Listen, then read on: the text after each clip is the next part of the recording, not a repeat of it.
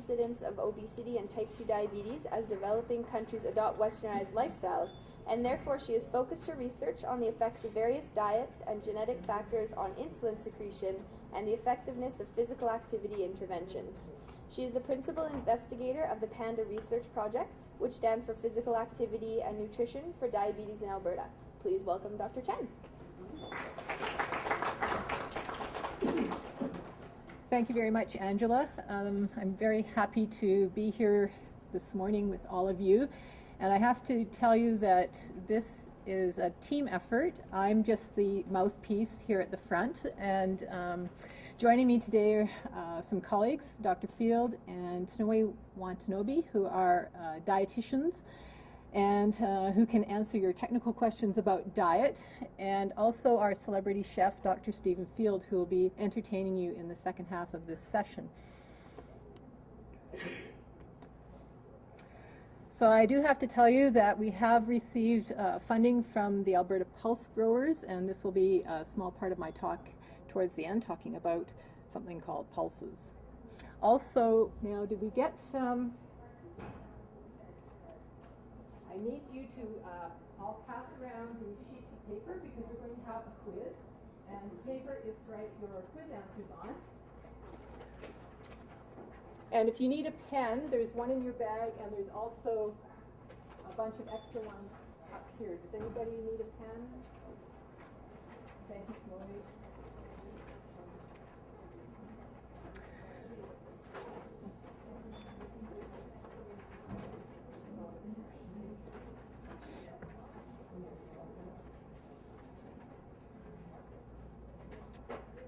All right, so while you're getting your paper and your pens ready, I'll just give you a little bit overview of what I'm going to talk about today. First of all, I'm going to review the clinical practice guidelines for nutrition that have been developed by the Canadian Diabetes Association. These guidelines are what your healthcare team uses to, as background to give you advice about dietary plans. And then I'm going to talk a little bit about our research, which revolves around something that we call the 4A framework, and I'll explain a little bit about that during the course of the talk. And I want to emphasize that what I'm going to talk about today is not so much advice that I can give you, any bullets or nuggets of information, but I want to talk a little bit about the research that we've been doing that is trying to learn more about the challenges that people with type 2 diabetes face in achieving the diet recommendations that they've been given, because we want to then work towards trying to alleviate some of those challenges and some of those barriers. And then at the end, I'm going to talk about something called pulses, how these meet the criteria of the 4A framework as part of one's diet, and a little bit about how they might be incorporated into your menu plan. And then Stephen Field is going to show you a recipe that incorporates pulses, as well as some other recipes that will be of interest to you. So the clinical practice guidelines, as I said, were developed by the Canadian Diabetes Association. They were developed by a number of very knowledgeable people in the area of diabetes and diet. And these, I've just listed given credit to the people who wrote these guidelines. And if you're interested in actually reading them, that's where the website is. If you go to diabetes.ca, you can find where these guidelines are in great detail. So the guidelines were developed because we know from research over many, many years that there are benefits to following a particular kind of nutrition plan when one has diabetes. And this applies to both type 1 and type 2 diabetes. First of all, we know that adherence to particular dietary plans can reduce hemoglobin A1C by 1 to 2%. So Dr. Johnson talked about A1C and how that's a measure of your blood sugar control over the past 2 to 3 months. And a reduction of 1 to 2% would make your doctor break into a smile, because that's a pretty clinically significant reduction in blood sugar. And when a diet plan is combined with other components of diabetes care, such as the physical activity piece and various pharmaceutical or drug treatments, this can result in further improvement in clinical and metabolic outcomes. So if your doctor prescribes metformin, let's say, that will help to control your blood sugar. If you're taking metformin and also adhering to a diet, that will have additional benefits to you. So what are the recommendations? I'm going to go through them briefly. And this is where the first part of the quiz comes in, so get your pens sharpened. So I'm not going to go through all the recommendations. There's 11 of them. I'm going to concentrate on some of the main ones. So one of the main recommendations is about carbohydrates. And it's recommended that greater than 45% of your total energy requirement comes from carbohydrates each day. The type of carbohydrates that are recommended is important. So carbohydrates with a low glycemic index are preferred. Carbohydrates that contain a high amount of fiber are great because the recommended fiber intake is 25 to 50 grams per day. And I think the average Canadian takes in less than 20 grams per day, so that's a significant amount of fiber. And sucrose or ordinary table sugar should be less than 10% of your calories. So here's the first quiz question. List 2 foods that would meet these criteria: low glycemic index, high in fiber, low in sucrose.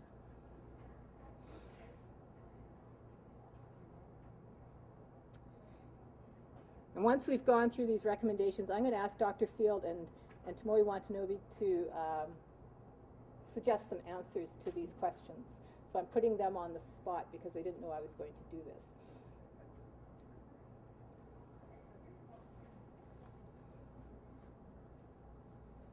Everybody got at least one idea?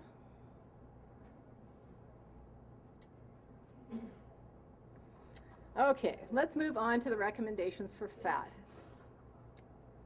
I find fat to be a really complicated nutrient. It's really hard to keep track of which one is which one is good fat, which one is bad fat. In any case, fat should be less than 35% of your calories each day. And if we break it down into the different kinds of fat, saturated fat should be less than 7% of your calories. Polyunsaturated fat should be less than 10%. And monounsaturated fat should be used whenever possible.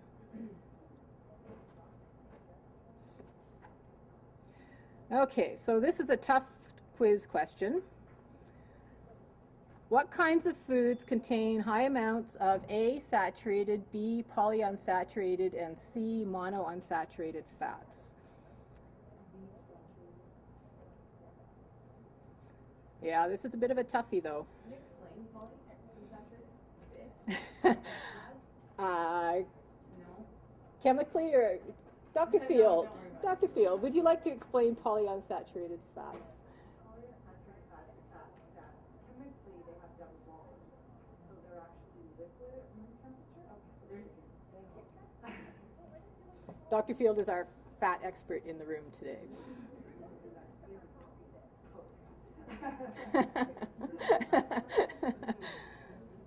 Our lipid expert in the room today. How about that? All right, we good with that question? Okay, and then we have protein, and protein should comprise about 15 to 20% of calories. And in general, in the Canadian diet, there's plenty of protein, and so this recommendation doesn't seem to be particularly difficult to meet. So here's our last quiz question around the recommendations, and that is, what is a source of protein that is also low in saturated fat and high in fiber?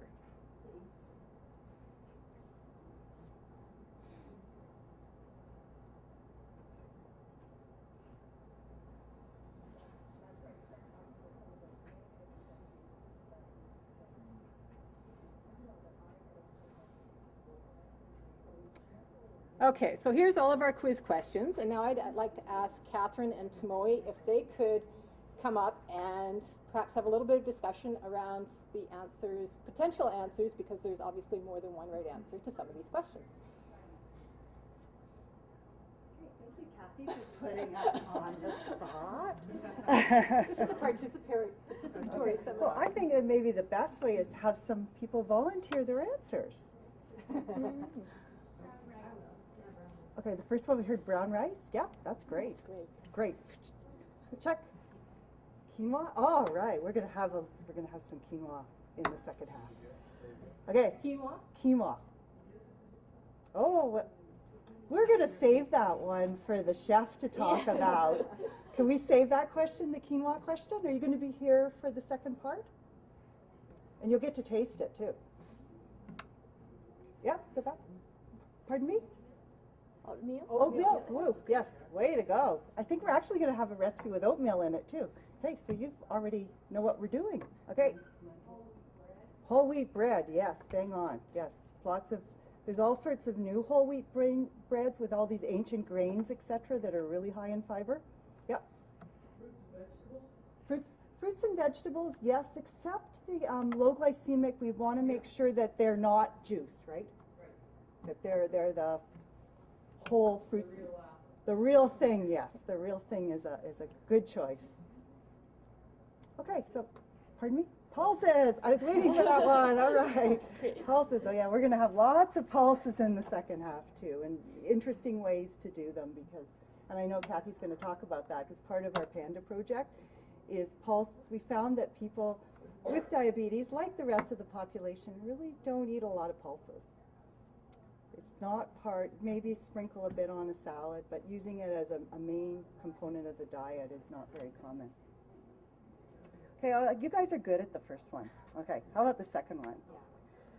Okay, saturated fat. So pardon me? French fries. Yes. So saturated fats are fats.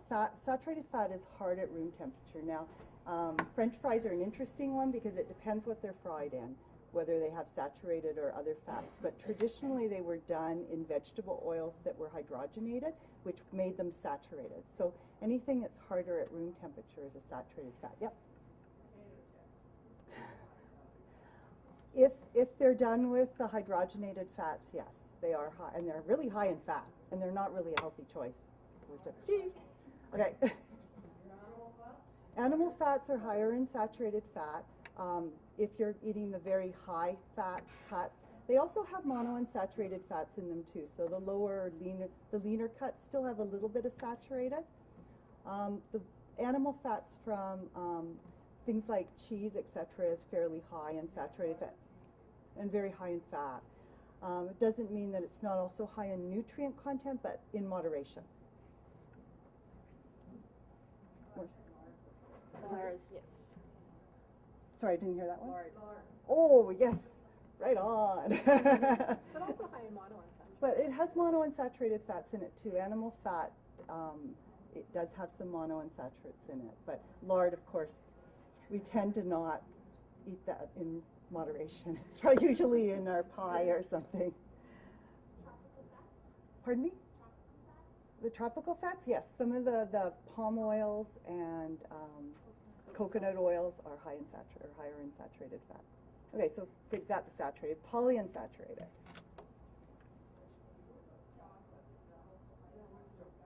Chocolate has some saturated and some monounsaturated, and it depends what the source of it is.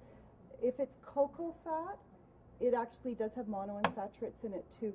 A lot of our chocolate also has other oils and some of the tropical oils blended in it.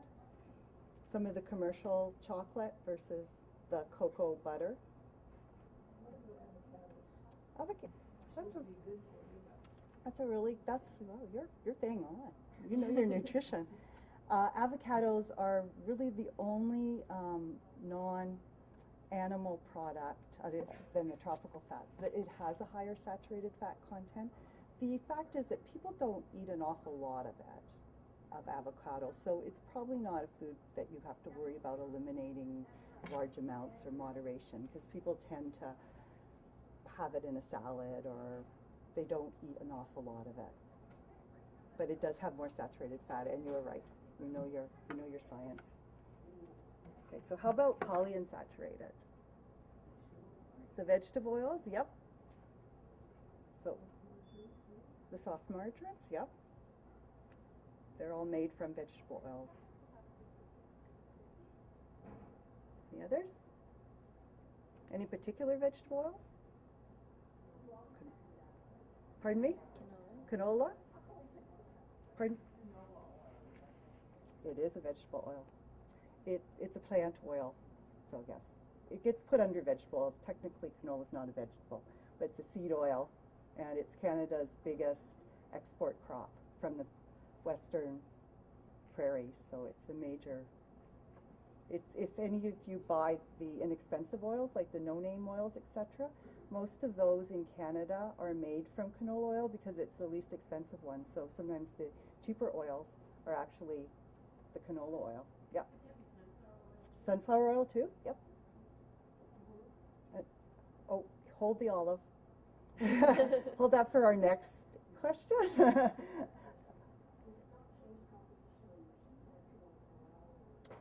No, it doesn't actually, unless you cook fat, the fatty acid composition of oil stays the same unless you heat it for a long time at high temperatures, which you probably aren't doing at home, but say in commercial where you're doing French fries and they've got the oil batch, oil heated up for all day. There it can start to, those little double bonds that make it liquid can start to get oxygen on them, and it gets an off taste, and it can actually produce some compounds that are not particularly healthy. But at home when you're cooking with it, and even if you were frying with it, it doesn't change. So it's actually really good. You can bake with it, and the polyunsaturated still stays fine.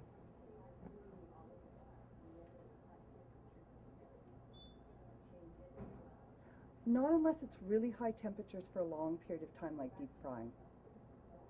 Like deep frying for in the deep fryers, not just frying for a short period of time in a frying pan. It has to be a long period of time. So you're safe. Probably at home you are probably not using a deep fryer that you leave the oil in there for several days, right? Most people at home who do deep fry, probably should be careful how much we do with that. Empty their oil out at the end. They don't leave it for days in the deep fryer or for long periods of time, like in a commercial industry. Okay, I have 2 more minutes.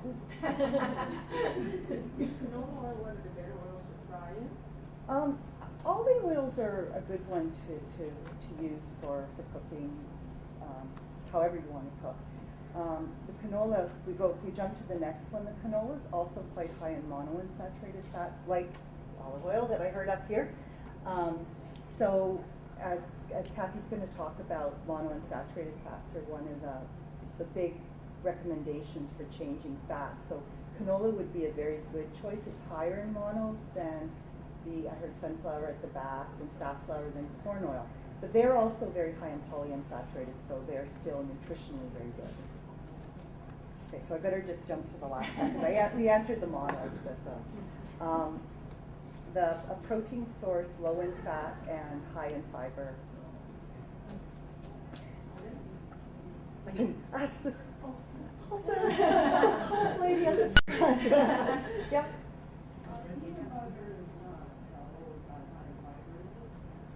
Peanut butter is a good protein source. It is actually quite high in fat. The fat in peanut butter actually has polyunsaturated and monounsaturated, but it is a significant fat source. So it wouldn't answer that question, but it's not. Yeah. What about bran cereal? Bran cereal? Protein source, good source of protein, low in fat, high in fiber. Yes, so many of the cereal grains and plant grains and pulses are probably the premium because of their protein source. The others are all high in protein, low in fat, and high in fiber. Now, what you do with some of those grains could actually change the fat content depending on if you mix them with things high in fat. All right, thank you. So the second part, I think Stephen is going to show you some recipes that have protein sources that are low in fat and high in fiber. So if you've got more questions about that, that'll be a great time to ask those questions. So the recommendations tell us what we should do, but they don't tell us how, and the how part is the focus of our research. And we're still just learning about the how, so I'm not going to tell you how today, but perhaps in a year or two, if we have the symposium and we have a talk like this, we'll be able to tell you more about how to apply the how to your own situations. So one of the recommendations is actually that we need to take into account people's preferences, their age, their needs, their culture, their lifestyle, and so on, in order for people to be able to adhere to the recommendations that they've been given. And that's really the focus of our research, is how to do that in a simple way so that the healthcare system can address these individual needs without breaking the bank. So we use something called the 4A framework in our research. It has four parts to it. The first part is adequacy. That's the first A. So A means that the diet is adequate, that it meets Canada's food guide, that it has all of the foods in it that are recommended for people with diabetes. The second A is for acceptable. So the food that is recommended has to taste good, it has to look good, you have to want to eat it. It should be personally and culturally acceptable to you. So we shouldn't be recommending eating pork to people whose religion prohibits them from eating pork, for example. The foods that are in your diet plan should be accessible to you, and accessible in this context means that they should be financially accessible, even to people who have low socioeconomic status. They should be physically accessible. You should be able to cook them or prepare them. That they should fit into time constraints. So I'm going to talk a little bit about convenience foods, for example. Those are highly accessible. Do they meet the other criteria of the 4As? And then there's available. So the foods that are recommended should be readily available in our local environment. You should be able to buy them at your local grocery store and not have to hunt for them in a specialty store. So this is our research looking at applying the 4A framework to both physical activity and nutrition interventions or plans for people with diabetes, and specifically type 2 diabetes, living here in Alberta. So we've been doing some research over the past couple of years. We recruited about 80 people with type 2 diabetes from the Edmonton area and administered a bunch of surveys to them to find out how they cope with their diabetes, what things they find the most difficult to do as far as lifestyle intervention goes. So we measured dietary intakes using something called a 3-day food record. So people wrote down absolutely everything that they ate or drank for 3 days. It's a very laborious task, and out of the 80 people, only about 50 people completed it. That's how difficult it is to actually do this survey. And we found that on average, our 50 people were doing quite well as far as the different recommendations went. So their protein, their carbohydrate, their fiber, and their total fat intakes were all within the recommendations that I was telling you about earlier. The only recommendation that people seem to be having difficult was the saturated fatty acid recommendation. So the recommendation is less than 7% of calories, and the people in our study were consuming about 10% of calories per day. So this is the average for 50 people. Then we looked at the actual 11 recommendations and scored people on whether they met the recommendation or didn't meet the recommendation over that 3-day period. And it turned out that 80% of the people in our survey met less than half of the recommendations over that 3-day period. So even though on average they looked pretty good, it was clear that within each individual in that survey, there were difficulties meeting all of those recommendations. Does that mean people with diabetes are bad people? No, absolutely not. It means that it's just really difficult to meet all 11 recommendations every single day. And I doubt that the average Canadian is coming anywhere close to meeting those recommendations either. And really the recommendations are very similar for the general population as for people with diabetes. If we look at individual recommendations and which ones are the most difficult to meet, it turned out it was the recommendations about sugar, about saturated fat or total fat, and salt. And I'm sure if you think about the convenience foods, the fast foods, the foods that we're exposed to every day that are so readily available and accessible, those are also the foods that contain a lot of sugar, fat, and salt. We asked people to tell us about how they felt about their diet, and they seem to have a very good handle on exactly what it is they're eating. So they reported to us that they were eating high fiber foods most days of the week. And that was reflected in their actual intake records. Most people were achieving the fiber recommendation. Fruits and vegetable consumption was a little bit less than optimal. Most people reported eating them 4 to 6 days a week, and some people were not eating fruits and vegetables at all. So we might have a little bit of work to do on fruits and vegetables. And then we looked at some of the non-recommended foods, foods that were high in sugar and foods that were high in fat. And we saw that most people, more than 50% of people, were including high sugar foods or high fat foods in their diets 4 to 6 days of the week. So perhaps we have a little bit of work to do there as well. So here's another quiz question. Which of these factors may affect your blood sugar? A, your recommended diet has foods you like to eat. B, your recommended diet has ethnic foods important to your cultural heritage. C, the amount of convenience foods you buy. D, the time you take to prepare a shopping list. And E, the amount of money that you spend on groceries. So you can choose one of these, or you can choose all of them, or you can choose whichever ones you think might be affecting your blood sugar. Either way, like Yep. Yep, either way, either up or down. So I'll give you a second to think about that. And then I'll tell you the answers that we've found from our research so far. Okay, so we administered a survey that talked about dietary acceptability to the 80 people in our study. And we asked them many, many questions, but I've just pulled out some of the questions where there seemed to be some significant findings. We asked people whether their enjoyment of eating out had increased, decreased, or stayed the same since they had been diagnosed with diabetes. And nearly half, 42% of the people who answered the question, said that their enjoyment of dining out had decreased since they've been diagnosed with diabetes, compared with their enjoyment of eating at home, where only 14% said that their enjoyment had decreased. So eating out, of course, has more than just eating about it. It's a whole social atmosphere, but it seems that eating out is a challenge for people with diabetes, and maybe it's a little bit more stressful because of these dietary constraints that people feel.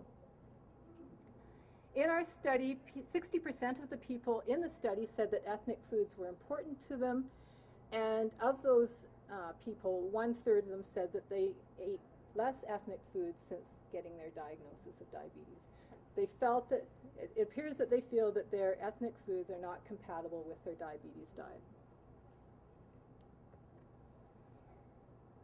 We also looked at food accessibility in our surveys, and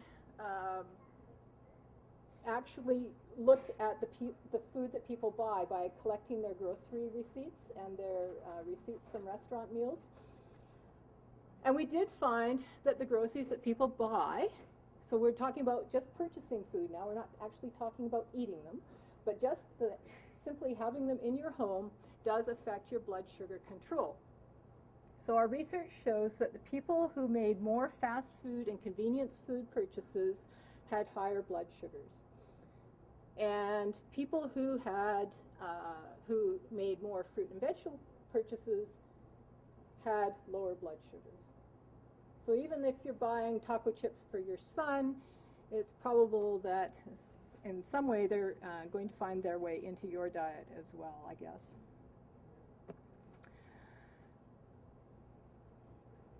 We looked at food accessibility in another way.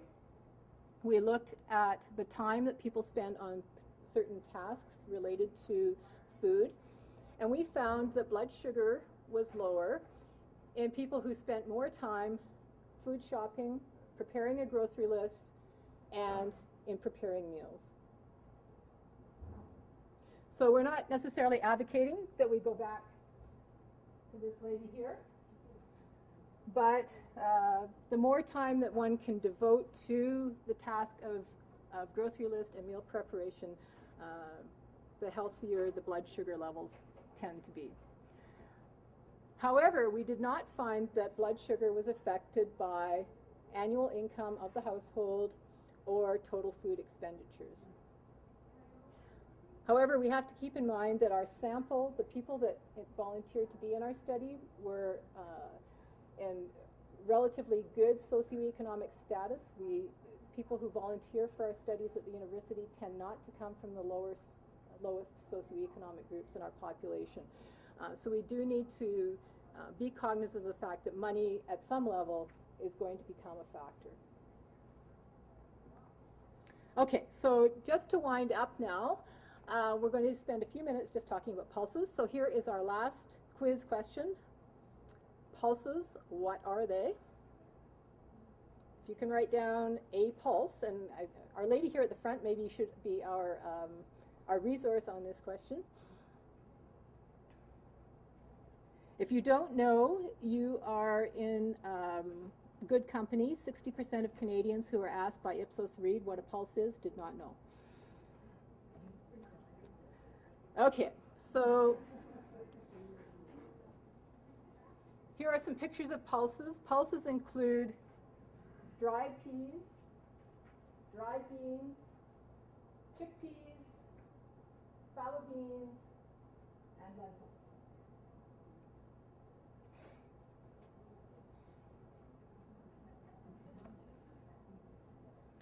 Oh, wasn't the last quiz question at all. Second last quiz question. Can you write down one good thing about pulses and one bad thing about pulses?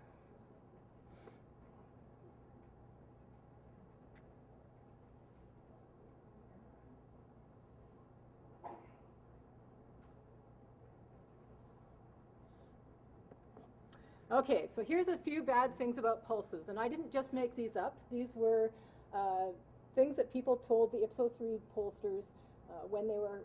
Ipsos Reid was actually hired by the Alberta government and the Alberta Pulse Growers to find out what people knew about pulses. The first bad thing is that people don't know what they are. People don't eat them very often. One of the reasons people don't eat them very often is that they don't know how to prepare them. And when people do eat them, it's possible that they're eating them with lots of sugar and salt. So the Heinz baked beans, for example, that are drenched in maple syrup and taste delicious, but are not the most healthy way to prepare pulses. So there's a few bad things.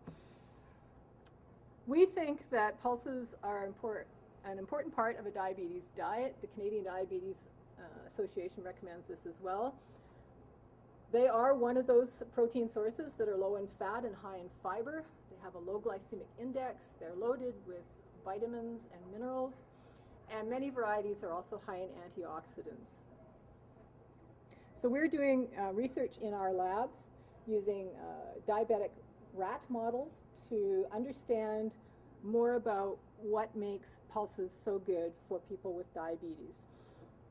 And hopefully we can use that information to develop ingredients for foods that have pulses in them that are perhaps not as laborious to prepare,